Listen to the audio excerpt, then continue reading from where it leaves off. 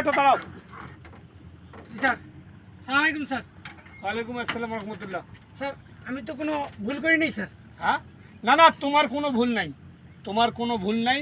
তোমাকে দুইটা কথা বলার জন্য এবং যারা দেশবাসী আছে, দেশ ও দেশের বাইরে আছে, তাদের কয়েকটা কথা বলার জন্য আমি মূলত এখানে তোমাকে দাঁড় করিয়েছি। জি স্যার। আসসালামু আলাইকুম রহমতুল্লাহ। আমি আসলে মূলত এই অটোটা দাঁড় করিয়েছি বর্তমান বাংলাদেশে আনাচে কানাচে সব জায়গা থেকে ইদানিং কিন্তু অটো চুরি হয়ে যাচ্ছে।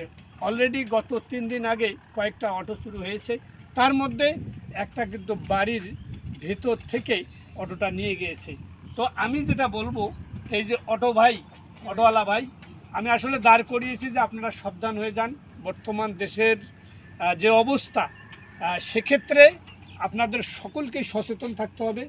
এবং আপনি যেহেতু এখান থেকে রোজগার করে খান, অবশ্যই আপনার এই দিক থেকে এই অটোটাকে, আপনার যে যানবাহনটা আছে যেটা দিয়ে আপনি রুজি করে খান, এই যানবাহনটাকে আপনিও একটু কদর করবেন এবং রাত্রে একটু দেখার চেষ্টা করবেন এবং সন্ধ্যা 8টার আগেই আপনার গন্তব্যস্থান অর্থাৎ ভালো জায়গায় দিয়ে যাতায়াত করার চেষ্টা করবেন।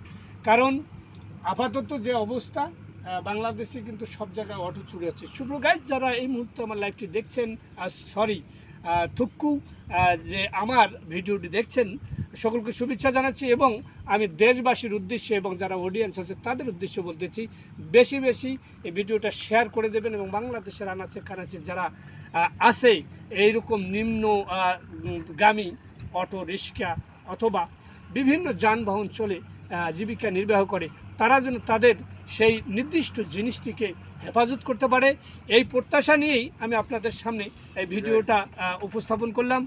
সকলে ভালো থাকবেন, সুস্থ থাকবেন। আল্লাহ হাফেজ।